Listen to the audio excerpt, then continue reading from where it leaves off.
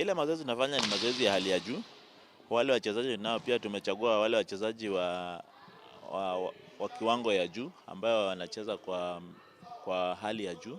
So tutapata ile result tunataka kwa sababu wanasukumana sana, na vile unaona nyuma yangu hapo ni wasichana warefu, wasichana wenye nguvu, wasichana wenye bidii. I would like to confirm that the venues and the preparation in general is at 70%.